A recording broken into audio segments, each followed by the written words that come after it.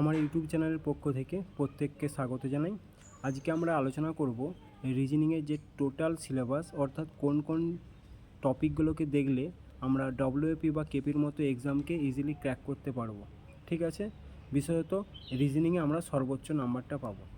দেখো, বিশেষত যদি ডব্লিউপির ক্ষেত্রে বলি, ডব্লিউপির ক্ষেত্রে আমরা জানি প্রত্যেকে যে একটাই এক্সাম হবে, যেখানে জিকে থাকবে 25 নম্বর, ম্যাথ থাকবে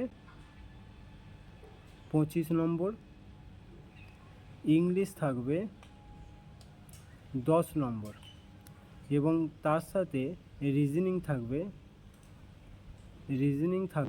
25 নম্বর। কাজেই আমাদের রিজনিং পার্টটাকে যথেষ্ট হারে গুরুত্ব দিতে হবে। চলো কথা না বাড়িয়ে আমার রিজনিংয়ের যে টোটাল সিলেবাস, সেই সিলেবাসটা সম্পর্কে জেনে নেব। প্রথমেই আছে দেখো নাম্বার সিস্টেম। এই প্রসঙ্গে বলি, আমার রিজনিংয়ে ভার্বাল রিজনিং এবং নন ভার্বাল রিজনিং মিলে টোটাল 24টা টপিক রয়েছে। এই 24টা টপিককে আমরা যদি নিখুঁতভাবে আয়ত্ত করে নিতে পারি, তাহলে আমরা সর্বোচ্চ নাম্বারটাও এখানে আশা করতে পারবো। চলো প্রথমে আসা যাক সংখ্যা শ্রেণী। সংখ্যা শ্রেণী বলতে কি না, সংখ্যা শ্রেণী থেকে দু রকম প্রশ্ন আসে। যেমন একটা সংখ্যা দিয়ে দিবে যে 1, 4, 9, 16, 25, পরের সংখ্যাটি কি হবে, এইটা এক টাইপ হয়। দেখো প্রত্যেকটা স্কোয়ার রয়েছে, 1 square, 2 square, 3 square, 4 square 16, 5 square 25, 6 square, তাহলে এখানে হবে 36 হয়ে যাবে। এইটা হলো একটা টাইপ। আর একটা টাইপ হয়ে যায়, ধরো এইটাকে আমি আর একবার লিখছি, ধরো 1, 3, 9, 16, 25 আর 36। এখানের মধ্যে কোনটি ভুল রয়েছে আমাকে বের করতে হবে। তেমন আমরা সহজেই বলে দিতে পারবো যে এই 3টি ভুল রয়েছে, কারণ প্রত্যেকটা স্কোয়ার রয়েছে, কিন্তু এখানে 4-এর পরিবর্তে 3 রয়েছে। বোঝা গেল? এরপরে আসবো আমরা বর্ণ শ্রেণী। আমরা সংখ্যা শ্রেণী যেমন পেয়েছি, পরপর সংখ্যাগুলোর একটা সিরিয়াল ওয়াইজ সংখ্যা রয়েছে, তো পরের সংখ্যাটা কি হবে, ঠিক একই রকমভাবে বর্ণ শ্রেণীর ক্ষেত্রে কীরকম হয়, যেমন এ,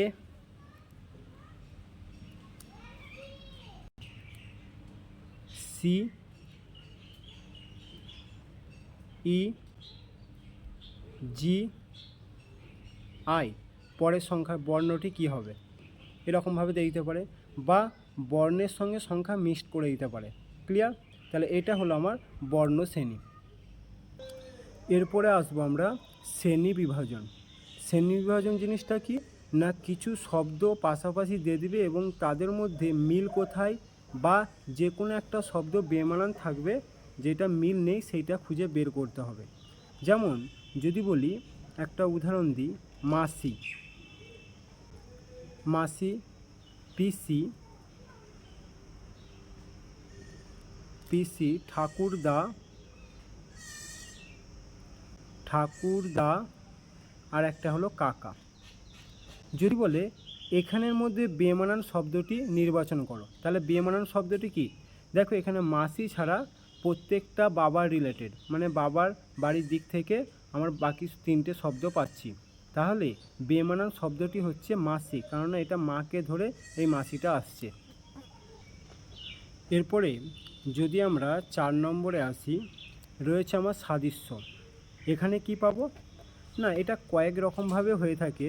যেমন বিভিন্ন শব্দগুলো একটা শব্দের সঙ্গে যেমন আর একটা শব্দে মিল থাকে, যেমন নিরক্ষরতা।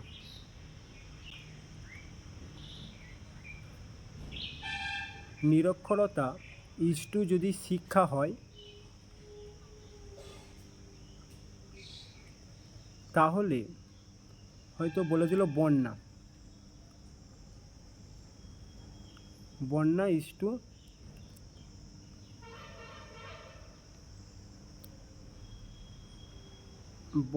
ইস্টু কি হবে। আমরা জানি নিরক্ষরতাকে দূরীকরণ করতে গেলে যেমন শিক্ষা প্রয়োজন, সেই একই রকমভাবে বন্যা দূরীকরণ করতে গেলে আমাকে বাঁধ নির্মাণ করতে হবে। তাহলে অপশানে থাকবে আমার বাঁধ, সেটা হয়ে যাবে কারেক্ট অ্যান্সার। আবার কিছু সংখ্যার ক্ষেত্রেও দিয়ে দেয়। যদি 5:127 হয় তাহলে 9 কত হবে, এরকমভাবে দিতে পারে। আবার যেমন ম্যাট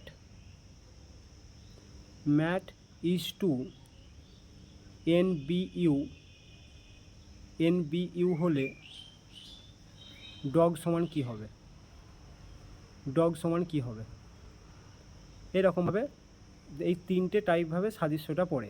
ঠিক আছে, যেমন যদি বলো এইটাকে বলো 5-এর কিউ করলে 5×5 25, 5 125 হয়, 125 হয়, তার সঙ্গে 2 যোগ করো, দেখো 127 হয়ে যাচ্ছে। তাহলে একই রকমভাবে 9-এর কিউ করে প্লাস 2 করলে যেটা হবে সেটা অ্যান্সার। ক্লিয়ার? ঠিক এইরকমভাবে এইগুলো এই শব্দের সঙ্গে এই শব্দটার কি মিল আছে খুঁজে বের করে ডগের সঙ্গে পরবর্তী শব্দটা আমাকে তৈরি করতে হবে। 5 নম্বরে কী রয়েছে, সাংকেতিকরণ ও অসাংকেতিকরণ। এই জিনিসটা কি, হয়তো বলে দিল কোনো একটা সংকেতে STAR স্টারকে যদি TUBS লেখা হয় তাহলে ওই সংকেত অনুযায়ী ফিশকে কি হবে, কি লেখা হবে। ঠিক আছে, এই টাইপের যে সমস্ত রিজনিংগুলো রয়েছে। বা এরকমও থাকে, সাদা যদি লাল হয়, লাল যদি কালো হয়, কালো যদি সবুজ হয় তাহলে রক্তের রং কী, এই টাইপের। এরপর রয়েছে দেখো দিক নির্ণয়, অর্থাৎ এইরকম দিক নির্ণয় বলতে রাম প্রথমে এখান থেকে স্টার্ট করে প্রথমে উত্তর দিকে 5 মিটার গেল, তারপর পূর্ব দিকে 10 মিটার গেল, তারপর দক্ষিণ দিকে 20 মিটার গেল, এখন সে কোন দিকে কত মিটার দূরত্বে আছে, এই টাইপের যে সমস্ত রিজনিং। এরপর দেখো ভেনচিত্র। ভেনচিত্র বলতে কি না, এই তিনটে হয়তো কোনো একটা তিনটে বিষয় দেবে, বলবে এদের মধ্যে সম্পর্ক কি, তোমাদের বিভিন্ন চিত্র দিয়ে দেবে, সেখান থেকে সঠিক চিত্রটা নির্বাচন করতে হবে। যেমন এখানে দেখো এশিয়া, ভারত এবং পশ্চিমবঙ্গ, এটা যদি চিত্রের মাধ্যমে প্রকাশ করি, দেখো আমি প্রথমে যে চিত্রটা নিচ্ছি এটা দেখো টোটাল এশিয়ার মধ্যে রয়েছে ভারত, আবার ভারতের মধ্যে রয়েছে পশ্চিমবঙ্গ, তাহলে এরকম চিত্রটা হবে। ক্লিয়ার? এটাই হলো ভেনচিত্র। এরপর রয়েছে লুপ্ত সংখ্যা নির্ণয়। 8 নম্বরে রয়েছে লুপ্ত সংখ্যা নির্ণয়। না, লুপ্ত সংখ্যা নির্ণয়টা কি, ধরো এখানে রয়েছে 2, এদিকে রয়েছে 4, 3, 9, 4, 16, আর এখানে রয়েছে এটা ধরো 16, এখানে 5, তাহলে এখানে কি বসবে? ঠিক আছে, এই লুপ্ত জায়গাটাতে কি বসবে? ক্লিয়ার? তাহলে দেখো এখানে 2-এর অপোজিটে রয়েছে 4, 3 3 9, 4 4 16, তাহলে 5-এর অপোজিটে নিশ্চয়ই 25 হবে। এই টাইপের যে সমস্ত রিজনিংগুলো। দেখো শব্দ গঠন তাহলে কি না, একটা ওয়ার্ড দিয়ে দেবে, এখানে বলে দেবে প্রত্যেকটা শব্দকে বা প্রত্যেকটা লেটারকে একবার করে ব্যবহার করলে এখানে কোনটি গঠিত হবে না। 4টে অপশান দিয়ে দেবে, শর্ত হচ্ছে যে প্রত্যেকটা এখানে যে এনভায়রনমেন্টটা আছে প্রত্যেকটা লেটারকে একবার করে ব্যবহার করা যাবে, তাহলে কোনটি গঠিত হবে না। এটা একরকম প্রশ্ন হয়। বা আর একরকম হয়, সেটা হচ্ছে ধরো এই 4টে অপশান দিয়ে দিল, এখানে বলল যে ডিকশনারি অনুযায়ী সাজালে কোনটা আগে বসবে বা কোনটা তৃতীয় স্থানে বসবে বা কোনটা প্রথম স্থানে বসবে। ঠিক আছে, 4টে অপশান দিয়ে দেবে, বা ডিকশনারি অনুযায়ী সাজালে কোনটা আগে আসবে বা কোনটা তৃতীয় স্থানে আসবে। বোঝা গেল? 10 নম্বরে রয়েছে বর্ণমালা সংক্রান্ত সমস্যা। এক্ষেত্রে কীরকম প্রশ্ন আসে, আমাদের বর্ণমালা সংক্রান্ত যে প্রশ্ন, যেমন টাইপের প্রশ্ন হয় যে ইংরাজি বর্ণের প্রথম থেকে অষ্টমতম বর্ণের বাঁ দিকের বর্ণ কোনটি, এখানে 4টে অপশান দিয়ে দেবে, 4টের মধ্যে কোনটি খুঁজে বের করতে হবে। এরপর রয়েছে সংখ্যা ও সময়ের ক্রমবিন্যাস। 11 নম্বর। সংখ্যা ও সময়ের ক্রমবিন্যাস জিনিসটা কি, চলো আমি একটা উদাহরণ দিই। দেখো আমি একটা কোশ্চেন দিয়েছি, এরকম একটা সংখ্যা দিয়ে একটা সংখ্যা সাজিয়ে দেবে। এখান থেকে যেমন একটা প্রশ্ন আছে যে এখানে কটি 9 রয়েছে যার ঠিক আগে 3 রয়েছে, পরে 6 রয়েছে। ঠিক আছে, ধরো এ একটা 9 রয়েছে, এ একটা 9 রয়েছে, এ একটা 9 রয়েছে, কিন্তু শর্তটা কি, যার ঠিক আগে 3 ও পরে 6। দেখো এর আগে 3, এ একটা 6, তার মানে এইটা নিতে পারবে। ঠিক আছে, তারপরে দেখো এটা নিতে পারবে, আগে 3 ও পরে 6 রয়েছে। এরকমভাবে কটি রয়েছে অপশন থাকবে, সেই অপশন ধরে করতে হবে। এরপর রয়েছে ক্রম নির্ণয়। ক্রম নির্ণয় জিনিসটা কি, দেখো 33 জন ছাত্রের মধ্যে রমেশের র্যাঙ্ক বলে দিচ্ছে 13, 5 জন ছাত্র সুরেশের র্যাঙ্কের নিচে আছে।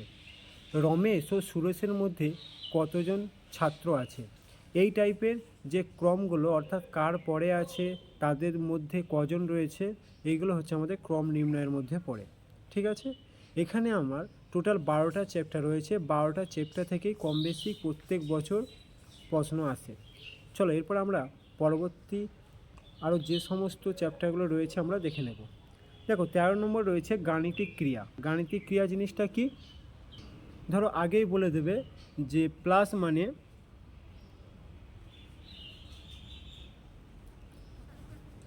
প্লাস সমান যদি মাইনাস হয়, আর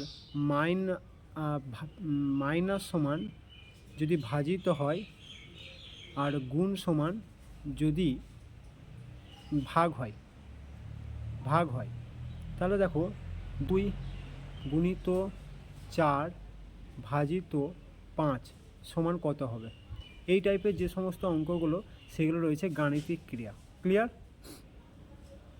এরপরে আসবো যুক্তি অনুযায়ী শব্দের বিন্যাস। না, যুক্তি অনুযায়ী শব্দের বিন্যাস জিনিসটা কি, দেখো এইরকমভাবে একটা হয়তো শব্দ দিয়ে দিল, কয়েকটা শব্দ দিয়ে দিল, বলল যে অর্থযুক্ত অনুক্রমে সাজাও। তাহলে কোন শব্দটা আগে আসবে? আমরা জানি প্রথমে আসবে বর্ণ, বর্ণ থেকে আসছে শব্দ, শব্দ থেকে বাক্য, বাক্য থেকে আমাদের পর আসছে অনুচ্ছেদ, অনুচ্ছেদ দিয়ে তৈরি হয় আমাদের রচনা। ঠিক আছে, তাহলে এরকমভাবে বিভিন্ন অপশান থাকবে, 1, 3, 5, 2, 1, এইরকমভাবে আমাদের বিভিন্ন 4টে অপশান থাকবে, সেখানের মধ্যে আমাকে একটা বেছে নিতে হবে। ক্লিয়ার? এরপর আসছে আমি রক্তের সম্পর্ক। রক্তের সম্পর্ক বলতে কি না, আমার কাকার ভাইয়ের ছেলে আমার কে হয়, এই টাইপের যে সমস্ত অঙ্কগুলো। আসন বিন্যাস। আসন বিন্যাস বলতে যে সমস্ত গোল টেবিল বৈঠকগুলো হয়। ঠিক আছে, যেমন একটি সারিতে 5 জন ছিল, তারা পশ্চিম দিকে মুখ করেছিল, এর অপোজিটে বি ছিল, বি এর ডান দিকে একজন পর সি ছিল, তাহলে ডি এর অপোজিটে কী আছে, এই টাইপের যে সমস্ত অঙ্কগুলো হয়। বা একটা লাইন দিতে পারে, বা একটা গোল টেবিলও যেতে পারে। এরপরে রয়েছে ডেটা সাফিসিয়েন্সি। ডেটা সাফিসিয়েন্সি জিনিসটা কি, দেখো বলছে ম্যাঙ্গো ইজ সুইট দিয়ে 439, ফ্রেশ সুইট অরেঞ্জ 748 হলে সুইটের মান কত? ঠিক আছে, তাহলে এই টাইপের যে সমস্ত অঙ্কগুলো রয়েছে, সেগুলো হচ্ছে ডাটা সাফিসিয়েন্সি। দেখো এটার ক্ষেত্রে দেখো এখানে সুইট আছে, এখানেও সুইট আছে, এদের মধ্যে কমন কোনটা আছে, 4 রয়েছে, তাহলে সুইটের মান কত? 4 হয়ে যাবে। এরপর রয়েছে নন ভার্বাল রিজনিং। সেখানে রয়েছে ক্যালেন্ডার, অর্থাৎ আজ যদি শুক্রবার হয় 8 দিন পর কী বার হবে। ঠিক আছে, বা কোনো সপ্তাহের 3 তারিখ যদি রবিবার হয় 1 মাস পর কী বার হবে। আবার রয়েছে দর্পণ প্রতিবিম্ব, জল প্রতিবিম্ব, জ্যামিতিক চিত্র গণনা, ঘনক ছক্কা, অসম্পূর্ণ চিত্র সম্পূর্ণকরণ এবং কাগজের ভাঁজ। এই টোটাল 24টা চ্যাপ্টার রয়েছে। প্রত্যেকটা চ্যাপ্টার খুবই গুরুত্বপূর্ণ, একটা চ্যাপ্টারও বাদ দেওয়া যাবে না। ঠিক আছে, আমি প্রত্যেকটা চ্যাপ্টার ধরে ধরে আলোচনা করব। ক্লিয়ার? এই হলো আমাদের সিলেবাস। পরের ক্লাস থেকে আমরা প্রত্যেকটা চ্যাপ্টার, যেমন সংখ্যা শ্রেণী, বর্ণ শ্রেণী, একটা একটা করে ধরে ধরে আলোচনা করব।